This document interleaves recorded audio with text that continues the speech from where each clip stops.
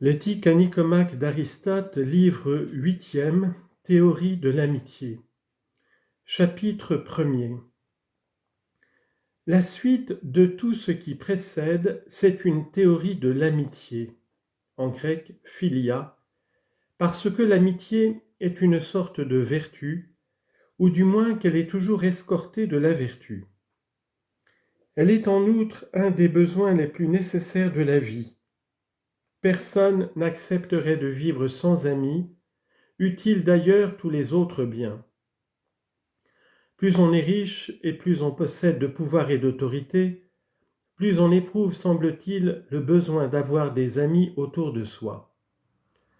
À quoi bon en effet toute cette prospérité si l'on ne peut y joindre la bienfaisance qui s'exerce surtout et d'une si louable manière à l'égard de ceux qu'on aime ? Puis, comment entretenir, comment conserver tant de biens sans amis qui vous y aident ? Plus la fortune est considérable, plus elle est exposée. Les amis, tout le monde en convient, sont le seul asile où nous puissions nous réfugier dans la misère et dans les revers de tout genre. Quand nous sommes jeunes, nous demandons à l'amitié de nous éviter des fautes par ses conseils.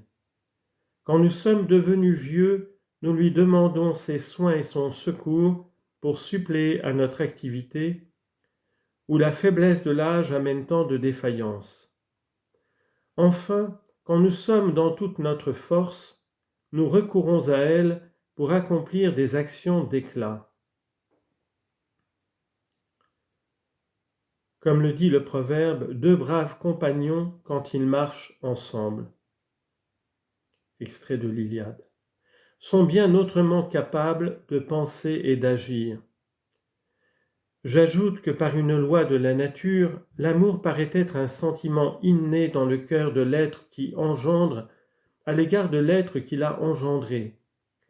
Et ce sentiment existe non seulement parmi les hommes, il existe aussi chez les oiseaux et chez la plupart des animaux, qui s'aiment mutuellement quand ils sont de même espèce. Mais il se manifeste principalement entre les hommes, et nous accordons nos louanges à ceux qu'on appelle philanthropes ou amis des hommes. Quiconque a fait de grands voyages a pu voir combien l'homme est partout à l'homme un être sympathique et un ami. On pourrait même aller jusqu'à dire que c'est l'amitié qui est le lien des États et que les législateurs s'en occupent avec plus de sollicitude encore que de la justice. La concorde des citoyens, homonoia, n'est pas sans ressemblance avec l'amitié, et c'est la concorde avant tout que les lois veulent établir. Comme elles veulent avant tout bannir la discorde, qui est la plus fatale ennemie de la cité. Quand les hommes s'aiment entre eux, il n'est plus besoin de justice. Mais ils ont beau être justes, ils ont encore besoin de l'amitié. Et ce qu'il y a sans contredit de plus juste au monde, c'est la justice qui s'inspire de la bienveillance et de l'affection. Non seulement l'amitié est nécessaire, mais de plus elle est belle et honorable. Nous louons ceux qui aiment leurs amis, parce que l'affection qu'on rend à ses amis nous paraît un des plus nobles sentiments que notre cœur puisse ressentir. Il y a même bien des gens qui pensent qu'on peut confondre le titre d'homme vertueux avec le titre d'homme aimant. On a élevé bien des questions sur l'amitié. Les uns ont prétendu qu'elle consiste en une certaine ressemblance et que les êtres qui se ressemblent sont amis, et de là sont venus ces proverbes, le semblable cherche le semblable, le jet cherche les jets, et tant d'autres qui ont le même sens.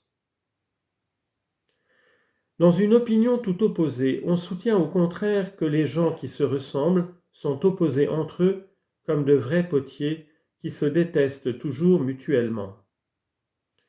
Il y a même des théories qui veulent donner à l'amitié une origine plus haute et plus rapprochée des phénomènes naturels. Ainsi, Euripide nous dit que la terre desséchée aime la pluie et que le ciel éclatant aime, quand il est plein de pluie, à se précipiter sur la terre.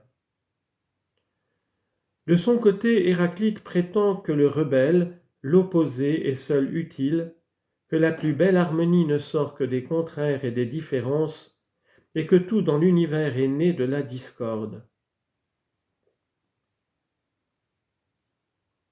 Il en est d'autres, parmi lesquels on peut citer Empédocle, qui se placent à un point de vue tout contraire, et qui soutiennent, comme nous le disions tout à l'heure, que le semblable recherche le semblable.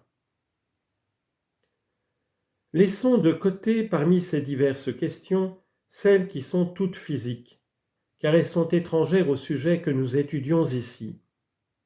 Mais examinons toutes celles qui se rapportent indirectement à l'homme et qui tendent à rendre compte de son moral et de ses passions. Voici par exemple des questions que nous pourrons discuter. L'amitié peut-elle exister chez tous les hommes sans exception ? Ou bien, quand les hommes sont vicieux, ne sont-ils pas incapables de pratiquer l'amitié ? N'y a-t-il qu'une seule espèce d'amitié ? En peut-on distinguer plusieurs ? À notre avis, quand on soutient qu'il n'y en a qu'une seule, qui varie simplement du plus au moins, on ne s'appuie pas sur une preuve très solide, puisque même les choses qui sont d'un genre différent sont susceptibles aussi de plus et de moins. Mais c'est là un sujet dont nous avons antérieurement parlé.